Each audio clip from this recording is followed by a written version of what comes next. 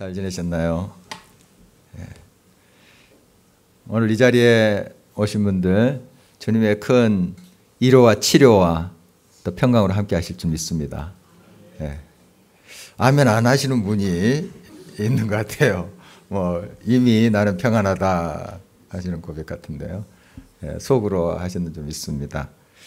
지난 주 수요일에 터키 이스탄불에 있는 돌마바흐체 궁전에 대해서 잠깐 이야기 드렸죠. 잊어버릴 수도 됩니다. 그 돔 천정에 14톤이라는 금을 발랐다는 이야기 기억나시죠? 이제 금 이야기 하니까 이제 좀 기억이 나신 것 같아요. 그 돌마바흐체 궁전에 얽힌 이야기가 많더라고요. 많겠죠. 궁전에 얽힌 이야기가.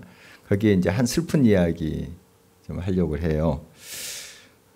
그 압둘 메지트 1세라는 술탄, 즉 왕이 그 궁전을 지었대요. 한 13년에서 16년 동안 그렇게 지었는데 대단하더라고요.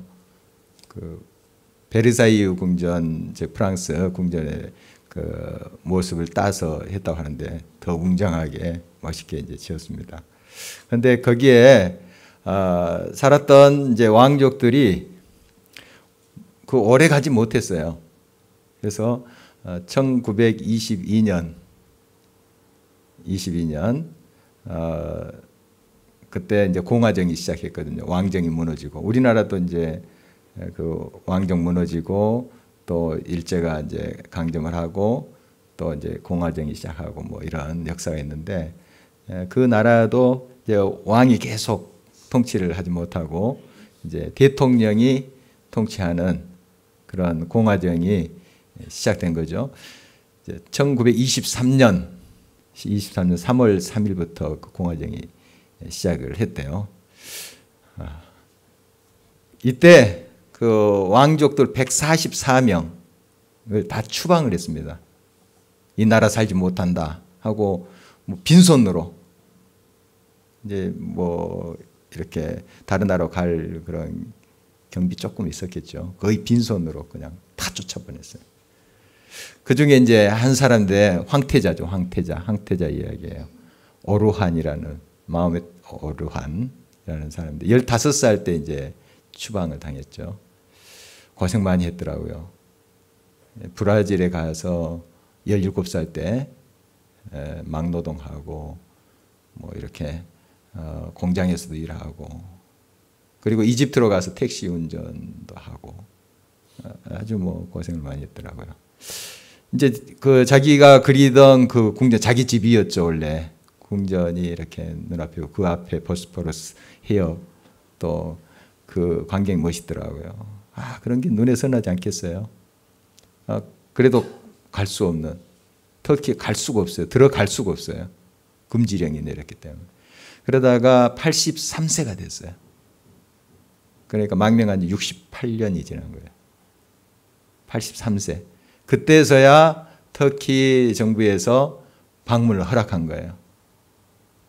5박 6일인가 방문을 허락한 건데 와서 정말 얼마나 감격했겠어요. 그 뛰어놀았던 정원들이며 그걸 내가 좀 밟으면서 좀 그 사람 좀 생각 좀 해봤어요. 어땠을까? 이 궁전 그 정원을 밟았을 텐데 또 그 앞에 바로 바닷가거든요. 바다인데 그걸 보면서 무슨 생각을 했을까? 그 마음이 어땠을까? 조금 생각을 해봤습니다. 생각을 해봤는데 참 처량하더라고요. 그 이때에 자기 아버지 할아버지 때 얼마나 막강한 권력을 휘두르었어요. 화호식하면서 정말 못된 짓도 많이 하고 했었죠. 그런데 15살 때 그 오르한이라는 황태자가 추방당했거든요. 15살. 그렇게 큰 죄를 졌겠어요. 15살인데. 그렇게 나쁜 짓을 많이 했겠습니까?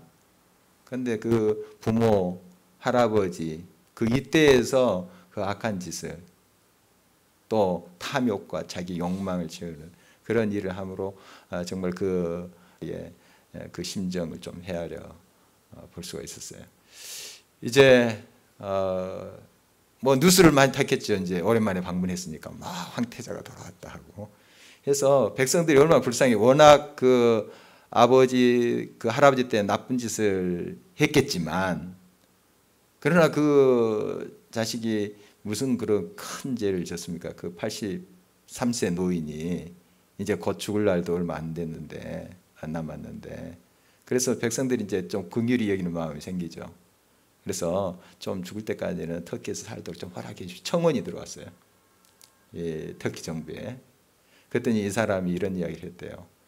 그동안 저는 한 번도 이 나라에 세금을 낸 적이 없습니다. 여기에 살 면목이 없습니다. 하고 다시 돌아가서 프랑스로 1년 뒤에 죽었습니다. 그 그리던 땅을 밟고 자기가 살았던 그 뜰을 밟고 1년 뒤에 어떻게 죽었냐 하면 침대에 탁 반드시 넣어서 빨래를 그 욕조에다 이렇게 지어놓고 물에다가 빨래도 이제 혼자 하고 했었죠. 그리고 죽은 지 이틀 만에 발견된 거예요. 아무도 누가 없어요. 혼자 노인이 그렇게 이제 쓸쓸히 갔는데 그런 슬픈 이야기가 있더라고요. 그 화려한 궁전에 비춰서 그 슬픈 이야기를 떠오르니까 더 슬픈 마음이 잠시 들었습니다. 참 이 세상의 영화라는 게 뭔가 하는 거예요. 세상의 영화. 참 그 아버지 할아버지 때에 얼마나 떵떵거리면서 휘두르면서 말 한마디에 사람들 막 쳐다나고 했었거든요. 그리고 왕자들 있죠. 세자가 왕이 되면 이제 미성년자 왕자들은 죽여버려요. 나중에 커가지고 어떻게 또 기어올 수 있으니까. 그런 역사들이 있더라고요. 참 험하죠. 물론 다 모든 그 왕조 때 그렇게 했진 않겠지만 그러한 이제 역사의 그러한 아주 비극적인 일들이 그 화려한 궁전 안에서 일어난 거예요. 겉은 보면 너무 아름답죠. 뭐 다 보석이에요. 다 보배고. 그런데 그 안에서 이루어진 일들이 얼마나 정말 비극적이고 얼마나 정말 허황된 일인지 하는 것을 느껴볼 수가 있습니다. 이 세상의 권력, 이 세상의 모든 그러한 힘, 자기중심적인, 자기 탐욕적인 힘의 결론이 어떻게 돼가는가 하는 거, 그 역사를 우리가 보면 금방 발견할 수 있고, 성경에서 계속 우리가 살펴본 그 왕이 누구였죠? 안티오코스 에피파네스. 그래서 너무 머리가 빠개지는 것 같다는 우리 권사님도 계셨어요. 어렵죠. 이름조차 어렵고 막 역사가 막 복잡하니까 여러분 이제 다른 거 다 잊어버리세요. 악한 왕 이렇게 생각하시면 됩니다. 뭐 안티오코스 에피파네스 이름 몰라도 그 악한 왕. 지금 시리아 쪽 그쪽에 이제 셀루크스 왕조인데 그 왕을 우리가 살펴봤죠. 얼마나 정말 강성했습니까? 또 나라를 확장하고 막 힘이 생기고 그걸 가지고 좀 백성들 잘 먹이고 잘 살리고 하면 얼마나 좋아요. 그런데 자기 욕망을 위해서 쓰죠. 그러니까 그 결과가 좋지 않아요. 꼭 그래요. 그래서 이제 결국 하나님께서 그를 폐하시죠. 결론은 그렇게 됩니다. 그런데 이제 하나님께서 오늘 이제 본 말씀에 이 허황된 왕 에피파네스의 이제 정원을 구하시고 또 심판하시고 또 고통당했던 하나님 백성들을 구원하신다. 이 메시지예요. 결론이 그거예요. 다니엘의 그 결론이 그겁니다. 결국 얼마나 그 하나님 백성들이 에피파네스 그 통치 때 고통을 당해서 짓밟힘을 당하고 자기 백성들도 자기 본국의 백성들도 짓밟은 사람인데 이방 백성들 가만뒀겠어요. 그리고 성전에 들어와가지고 다 그냥 훼손하고 그리고 거기다 제우스 신상도 세우고 성전에다가요. 그리고 성전의 제단에다가 또 돼지 잡아가서 제사 드리고 아주 악독한 사람이죠. 결론이 좋겠습니까? 하나님이 처단하신다 하는 것입니다. 그런데 이렇게 이제 악한 왕이 지배했을 때에 하나님의 백성들이 이제 고난을 당하는데 정말 극심한 고난이죠. 얼마나 큰 핍박이겠어요. 우리 일제 강점기 때에 신앙을 지켰던 우리 선조들 이야기 알잖아요. 유관순 이야기도 많이 듣고 유관순이 크리스찬이었다고 그러더라고요. 크리스찬이에요. 이어학당 다녔잖아요. 아주 신실한 기독교 가정이고 그 부모들도 다 크리스찬이었습니다. 본인도 그렇고 어떻든 정말 이 신앙을 지키면서 얼마나 고난을 당했습니까? 우리 주기철 목사님 순교 이야기도 너무 유명하죠. 정말 이 신앙을 순수하게 지키기가 그 당시에 너무 어려웠죠. 이 에피파네스가 통치했던 그 시기도 그랬어요. 이제 유대인들이죠. 이스라엘 사람들이 하나님을 믿는 그 신앙을 지키기가 그렇게 어려웠어요. 막 핍박하고 잡아 가두고 죽이고 그러니까요. 그런데 오래 못 갔어요. 오래 못 갔습니다. 오늘 정확한 이제 뭐 좀 숫자가 나오긴 하는데 12절 뭐 13절에 보니까 1335일. 이제 계산을 해 보면은 3년 반 정도 돼요. 3년 7개월, 3년 반. 유대 역사가 요세푸스라고 있어요. 이 당시 사람이에요. 오래된 사람이죠. 요세푸스 역사가 이스라엘 전쟁사, 이렇게 유대 전쟁사 이런 것은 기록한 사람인데요. 이 사람에 의하면 이 에피파네스가 구체적으로 예루살렘 성전에 들어와서 짓밟고 막 했던 또 하나님을 신실하게 믿었던 사람들을 죽이고 박해하고 했던 그 기간이 한 3년 반 정도 된대요. 극심한 환란이죠. 그러니까 하나님 이름 불러도 그냥 잡아서 고문하니까요. 그런 시대였습니다. 정말 우리는 좀 현실하고 동떨어진 이야기 같은데 일제 강점기 때만 생각을 해도 우리 할아버지 때 생각을 해봐도 그렇게 먼 이야기가 아닙니다. 정말 예수 그리스도를 믿는다 하는 그것이 고통이었어요. 예수 그리스도를 신실히 섬긴다는 그 자체가 죽음과 같은 것이었어요. 이런 시대에 신앙을 순수하게 지켜가기가 얼마나 어렵겠습니까? 자, 이런 이제 환경 속에 극심한 그런 고통 속에서 하나님이 이제 드디어 다니엘을 통해서 말씀하시는 거예요. 1절 한번 볼까요? 12장 1절 함께 읽겠습니다. 그때에 내 민족을 호위하는 큰 군주 미가일이 일어날 것이요 또 환란이 있으리니 이는 개국 이래로 그때까지 없던 환란일 것이며 그때 내 백성 중 책에 기록된 모든 자가 구원을 받을 것이라. 그러니까 굉장히 극심한 환란이 있는데 바로 그때가 또 어떤 날인가 하면 구원의 날이에요. 참 역설이죠. 멸망의 날이 아니라 이런 핍박과 환란의 그 날이 하나님이 가까이 계시고 구원하시는 날이다 하는 거예요. 여러분 개인적인 삶도 그래요. 참 힘들고 어렵고 정말 무너질 듯한 그 순간 여러분 기억하세요. 하나님의 천사장이 일어나는 때예요. 미가엘이 일어날 것이요. 돕는 자예요. 우리를. 하나님이 보내시는 돕는 자 천사장 미가엘 아시죠? 모르신가? 안 만나보셨어요? 가브리엘 아시죠? 가브리엘 천사. 가브리엘도 안 만나보셨나요? 있어요. 지금도 천사 있습니다. 이때만 있는 것이 아니라 지금도 있어요. 가브리엘 나중에 그 요셉한테도 나타나고 마리아도 나타나잖아요. 지금도 있어요. 천사 영적인 그러한 존재죠. 미가엘 하나님의 군대 장관이라고 이렇게 표현이 되죠. 천사장이 일어날 것이요. 여러분 우리가 환난을 당했을 때 지금 하나님 가만 계시지 않는 거예요. 침묵하고 계시는 것 같지만 같이 하나님께서 일어나셔요.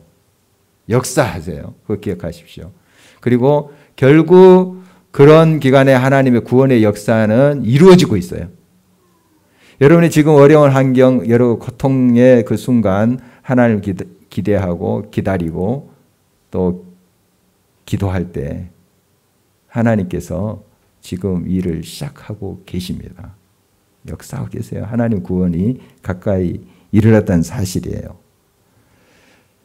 우리 주님은 결국 이 모든 것들을 바로 잡아주시는 왕 중의 왕이시다 하는 거예요. 만왕의 왕이시다. 그 허황된 왕이 아니라 세상에 자기 권력이 조금 있다고 자기가 뭔가를 지배하고 있다고 마음대로 했던 왕들의 결말 우리가 보았죠. 에피파네스, 안티오쿠스 에피파네스.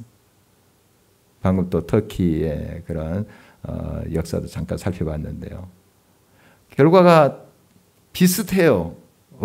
어느 나라든 자기의 욕망과 자기의 힘을 믿고 과시하고 자기가 신인 것처럼 휘둘렀던 모든 왕들 결말이 비슷합니다.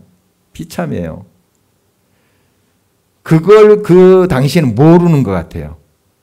이 영원할 것 같이 착각을 이렇게 하는 것 같아요. 야, 이 권력, 이 어마어마한 궁전, 내 거야. 그리고 영원토록 살 것 같이 생각을 해요. 그러나 그렇지 않죠. 벌써 그러한 자기 욕망을 위해서 사는 사람은 심판이 시작됐어요. 그 사람들은. 심판이 시작됐어요. 심판으로 가는 거예요. 죽음으로 가는 거예요. 그러나 정말 이러한 환난과 핍박 가운데에도 신앙의 순수성을 지키고 하나님을 향해서 경건하게 나가는 사람들, 핍박이 있어요. 극심한 그런 어려움이 있습니다. 그러나 하나님이 구원을 시작하신 거예요.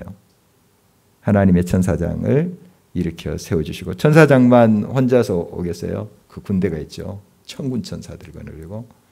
누가 당하겠습니까? 하나님이 일어나시면 누가 당하겠어요? 못 당합니다. 그 누구도 못 당해요. 그 하나님이 우리와 함께 하십니다. 이제 이 헬라 제국, 그러니까 에피파네스 제국의 그러한 멸망, 이것을 예고하는 것이지만 결국 우리는 이것이 이제 최후의 심판의 예표다 하는 것 같이 생각하셔야 돼요. 앞으로 큰 환난이 있을 수 있습니다. 이제 재림, 예수님이 오시는 그때의 최후의 심판 때에 환난이 있어요. 이때 이제 진짜 크리스찬인지 그렇지 않은지 판가름 날 거예요. 평안할 때는 다 뭐 신실한 크리스찬 같아요. 하나님을까지 믿고 이렇게 섬길 것 같은데 환난이 있어 보면 그게 증명이 돼요. 진짜 금인지 아닌지 불에 태워보면 알듯이. 우리도 이제 최후의 그런 심판날을 맞이할 때 그런 결과들이 나타날 겁니다.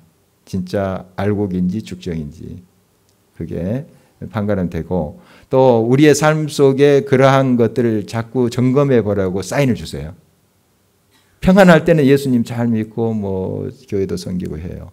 그런데 환난이 있게 됐어요. 신앙을 버리는 경우 있습니다. 여러분, 이 자리에 계신 분들은 뭐 그런 일이 없겠지만, 여러 복잡한 일, 또 뭐 힘든 일이 있을 때 더 하나님 앞에 가까이 가고 구원이 더 가까웠다는 믿는 그 믿음을 가져야 되는데, 그 때문에 더 절망하고 주저앉는다면 여러분 신앙을 점검하셔야 돼요. 바른 그게 건강한 신앙인지 점검하셔야 돼요. 환난이 있을 때 하나님은 더 가까이 계신다. 그래서 정말 신앙의 선배들, 선조들을 보십시오. 이런 어려운 환경 속에서도 찬송하고 더 믿음으로 나가고 그래요.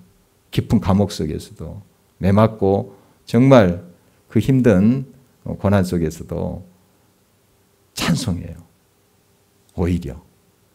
참 역설이죠. 이게 하나님을 믿는 그러한 믿음이 없으면 이렇게 안 돼요. 어느 정도 우리가 흉내 낼 수 있지만 이런 극한 상황에서 그게 안 되는 거거든요. 진짜 천국이 보여야지 찬송이 나오고 진짜 하나님의 계심을 확신해야만이 내 마음속에 찬양이 나와요. 자, 우리가 이제 그 심한 환난과 그런 앞으로의 그 대환난을 좀 옆에 이렇게 치워두고 여러분의 지금 현재적 삶을 한번 점검해 보십시오. 감사하며 지내십니까? 좀 언짢은 일, 마음 상하는 일, 힘든 일 때문에 어떤 반응을 하고 계세요? 그거 점검하시면 돼요. 나는 대환난 때는 굉장히 찬송하면서 할렐루야 하면서 살 거야. 그런데 지금은 이제 신경질 내면서 화내면서 내 성질대로 할 거야. 그 앞뒤가 안 맞는 말이에요. 지금 작은 일에 작은 환난, 물론 크겠죠, 여러분 당사자에게는. 지금 이 자리에서 내가 찬양할 수 없던 그때 대환난 때 찬송 못해요. 못합니다.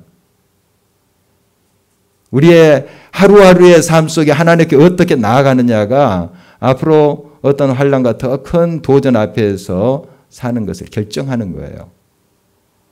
그때 굉장히 핍박이 있고 막 그 환난이 있을 때 나는 믿음을 지킬 거야. 지금은 성질껏 하고 말이 안 되는 거죠. 여러분 지금 감사하면서 사십시오. 작은 일에 찬송하면서 사십시오. 참 그러다 보면 또 하나님께서 알 수 없는 그 기쁨을 주세요. 그 가운데 평안을 주시고 그리고 능히 그 일을 감당할 힘을 주세요. 그런데 같은 일도 짜증내면서 화내면서 해봐요. 얼마나 힘든지요. 더 힘들어요. 여러분에게 주신 여러 가지 도전 속에서 항상 감사하면서 찬송하면서 승리하시기를 바랍니다. 이제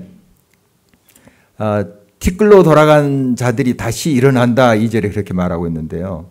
앞으로 우리 모두가 부활할 거예요. 모두 산자나 죽은 자나 다 다시 일어납니다. 예수님 오실 때. 그 예수님이 말씀하셨죠. 다 일어나면 이게 부활이에요. 부활이고 계시록 보면은 백보좌에 앉으신 주님이 심판주죠. 우리 예수님이에요. 예수님이 심판하세요. 그리고 하나님을 어떤 환난과 어떤 상황 속에서도 신실히 믿었던 경건히 하나님을 바라보고 섬겼던 사람들은 영생에 그렇지 않고 자기의 욕망과 자기 중심주의적으로 살았던 자들은 영벌에 처하게 될 거예요. 이게 계시록에 나오는 분명히 나왔습니다. 백보좌 심판이 심판됐습니다.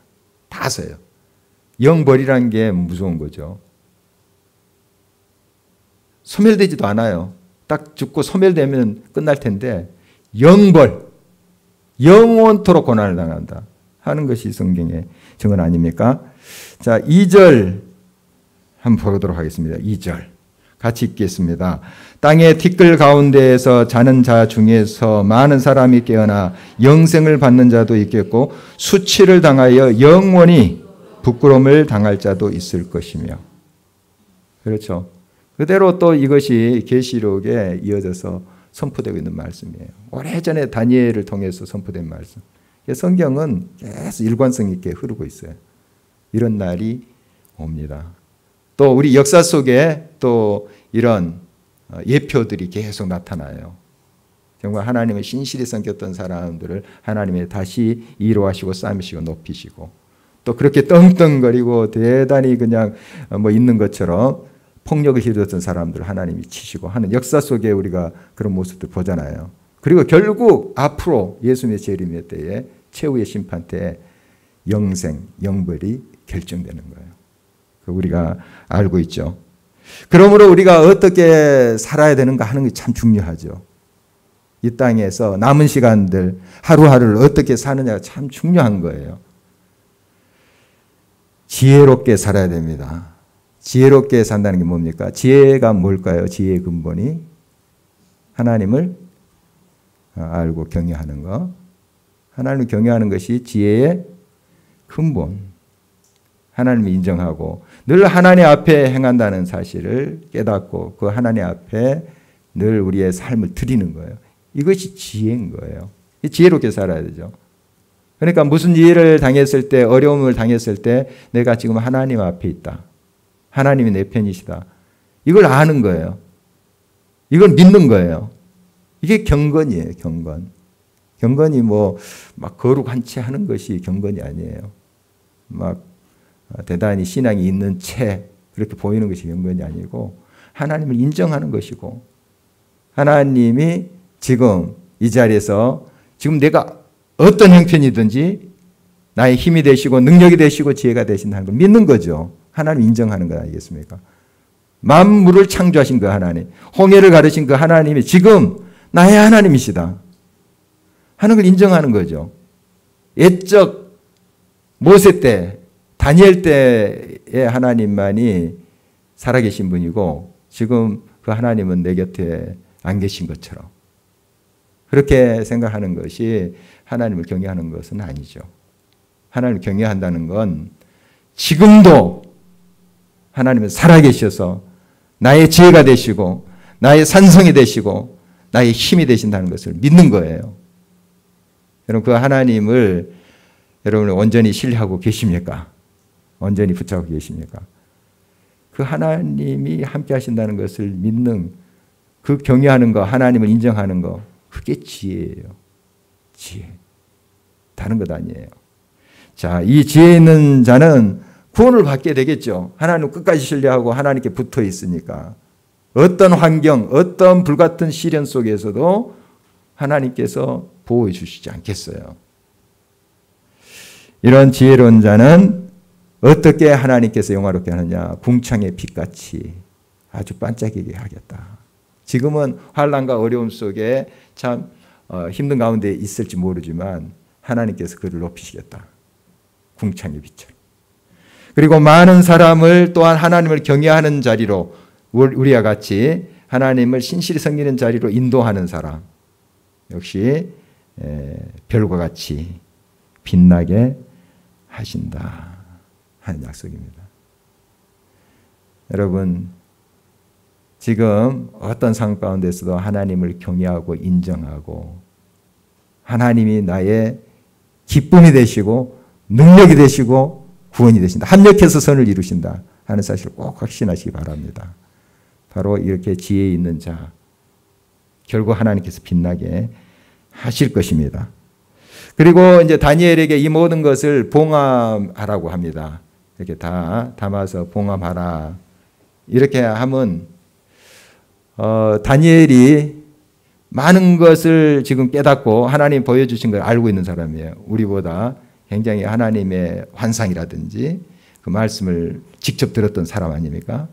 그러니까 많이 아는데 다니엘도 사람이에요. 하나님의 뜻을 어떻게 다 알겠어요? 천사도 다니엘에게 또 이렇게 나오면서 하는 그런 모든 말과 행동을 보면 하나님을 다 알지 못해요. 천사도 피조물이에요. 신이 아니라 하나님과 동등된 존재가 아니에요. 피조물이에요. 그러니까 한계가 있어요. 그래서 천사들도 질문하고 그래요. 히브리서 말씀에 보면 또 찬송가에도 그런 표현이 나오죠. 천사도 우리를 흠모하겠네. 부러워한다는 거예요. 천사도 한계적인 존재예요. 한계적인 존재인데 어떻든 이 다니엘도 굉장히 뛰어난 사람이고 하나님 비전을 본 사람인데 한계가 있는 사람이죠. 다 알지 못해요. 그래서 다니엘이 좀 알고 싶었어요. 더 알고 싶었는데 하나님 봉합하라. 내게 맡겨. 여러분 이제 성경에 대해서 많이 알고 싶어 해요. 궁금한 거 있어요. 파고 또 연구도 하시고 또 질문도 하시고 하는데 너무 알려고 하지 마세요. 그러다가 어떻게 돼요? 다쳐요. 다칠 수 있어요. 우리 지금 제자의 삶반에 어르신들이 좀 들어왔어요. 굉장히 학구파 어르신들이 들어왔어요. 이름 바뀔까요? 오은홍 집사님, 우리 이장수 권사님 딱 저렇게 웃고 계시는데 같이 사시는 분이에요. 학구파예요. 학구파. 또 한 분 이병수 집사님 지금 79세인데 두 분이 얼마나 학구파인지 몰라요. 그래서 이병수 집사님, 이번희 집사님을 그 안수가 아니라 집사 직분 받았는데 서리 집사님. 이분이 그런 말씀을 하셨어요. 수업 시간에 너무 알려고 자기가 하지 않을 작정이라고 그러더라고요. 알면 알수록 더 의문이 커지고 더 분석적이 되고 해서 하나님을 잘 못 믿겠다고.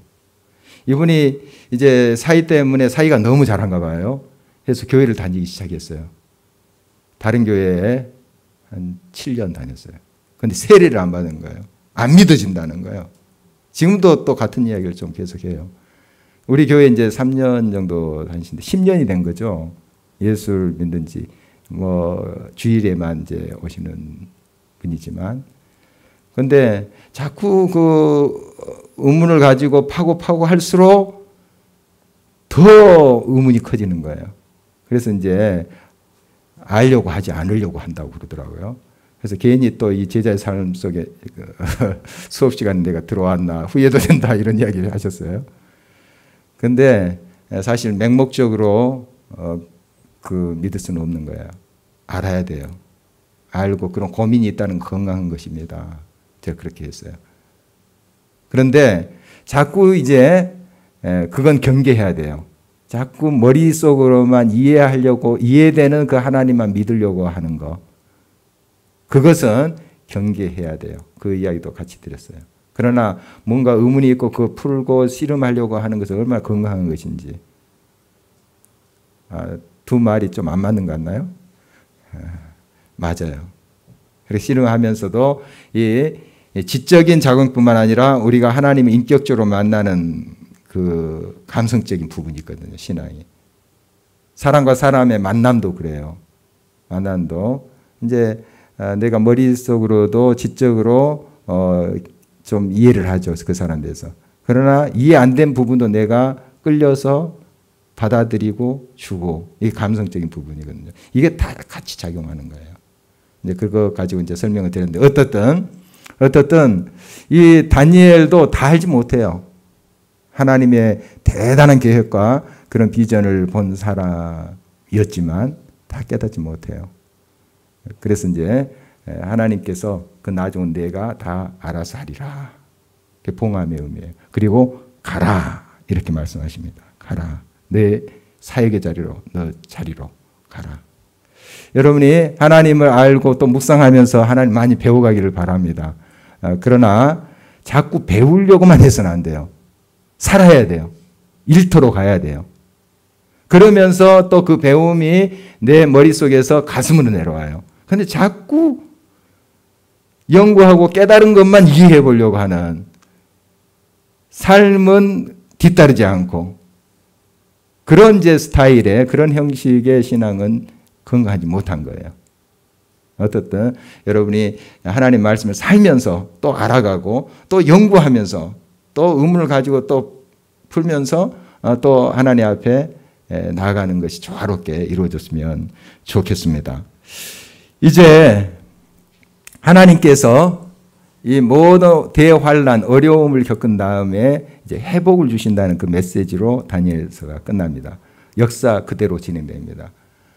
역사 그대로 진행되는데 이 환란은 앞으로 올 재림 전에 큰 환란을 이제 예표하기도 해요.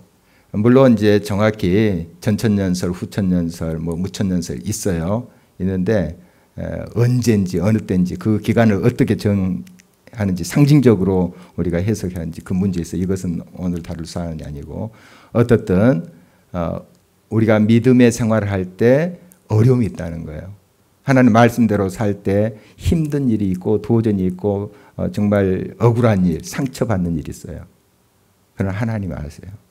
하나님이 아시고 결국 그것을 싸매시고 그 악한 자들을 심판할 때가 온다는 거예요. 꼭 그래요. 하나님의 약속이에요.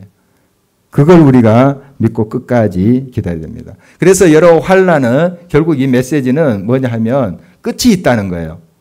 여기서 1335일, 3년 6개월 15일 정확히 이렇게 계산하면 그 정도 나오는데 이게 뭔가 하면 꼭 그 날이 돼서 하나님이 구원하시고 모든 걸 회복하신다 이런 의미보다도 이 환난과 어려움의 시기는 한정적이다는 거예요. 영원하지 않다는 거예요.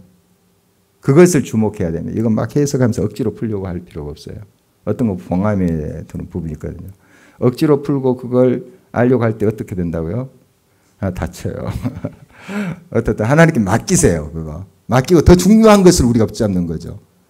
이런 환난은 끝이 있다. 끝이 있다.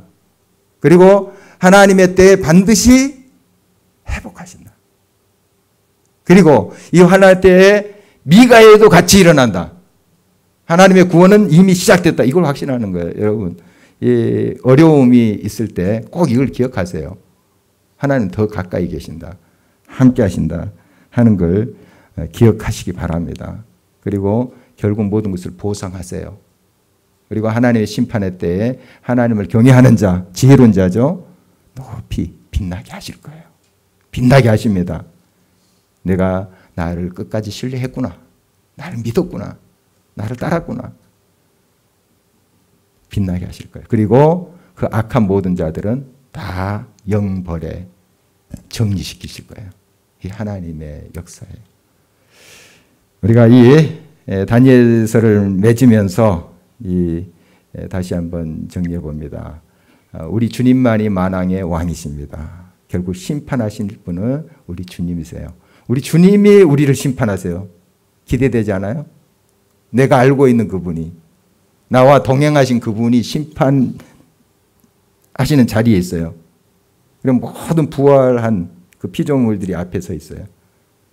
판가는 할까? 영벌의 영생에. 내가 사랑하는 그 사람, 그분이 또 나를 사랑해요. 알고 있어요. 결론 끝난 거죠. 영생이죠. 여러분 이 비전을 가지고 이 소망을 가지고 끝까지 이겨가시기를 바랍니다. 오늘 이 말씀을 마음에 새기고 끝까지 믿음으로 승리한 저와 여러분 되시기를 간절히 바랍니다.